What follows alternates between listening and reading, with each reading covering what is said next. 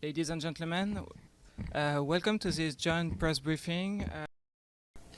Elle donne raison à... We recognize that Israel and Palestine, the actors of peace, have also rejected violence and terrorists, and this proves Hamas wrong.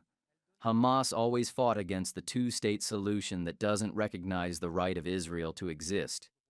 After that major decision made by France, historic commitments have been crystallized, or been formed today and tomorrow here in New York. Let me quote just three. First, on the part of the countries represented of the conference, which will adopt the common vision of Gaza after the war, based on the international notion of stabilization. And then secondly, on the part of Saudi Arabia and the Arab and Muslim countries, who for the first time will condemn terrorism and the act of terror on the 7th of October, call the disarmament of Hamas, and express their hope to have a normalized relationship with Israel in due time. Et puis de la part troisième. And then thirdly, on the part of the Western countries who expressed their willingness to recognize the state of Palestine and therefore contribute to the edifice of peace.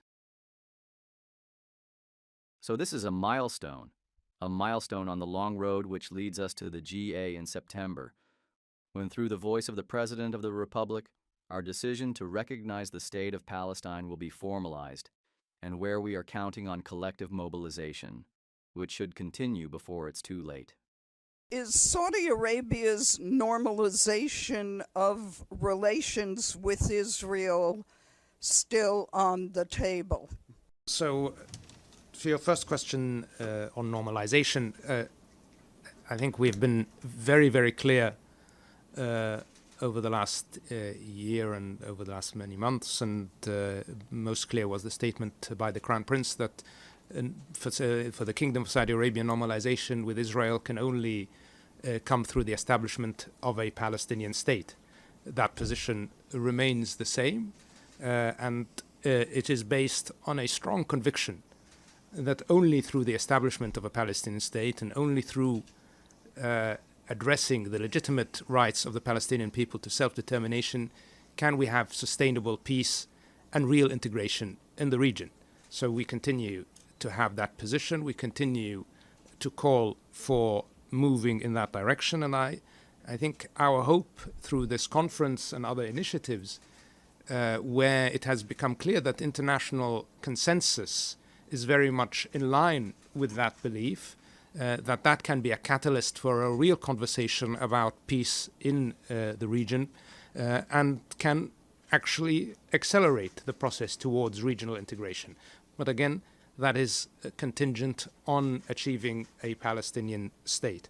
Do you see any change in the stance of President Donald Trump in trying to end the Gaza war and achieve a two-state solution? The US is an essential actor, and is certainly an essential actor in what concerns peace in the Middle East.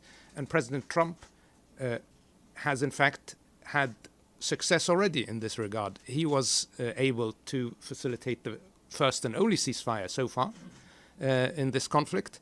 And obviously his personal engagement and his role is immensely important. And I think we've all heard President Trump statement in many occasions that he is a man of peace, that he is someone who abhors war, and he is a humanitarian. And I am firmly in the belief that US engagement, and especially the engagement of President Trump, can be a catalyst for an end to the immediate crisis in Gaza and potentially a resolution of the Palestinian-Israeli conflict in the long term. So obviously we, as strong partners of the United States, continue to work closely with the US on many issues, and we hope that the US will continue to lead in the efforts for peace. And as I said, we have tremendous respect and faith in President Trump's not just belief and hope in peace, but in his ability to deliver on that hopes.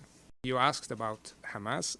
The kingdom's position has always been that the Palestinian Authority is the only that Fatah and the Palestinian Authority are the only legitimate, the PLO are the only legitimate representative of the Palestinian people, and that continues to be the case. And I think what we have seen today with this conference as well reinforces another core belief of the kingdom, the belief that diplomacy, not violence, are the path to conflict resolution and to peace.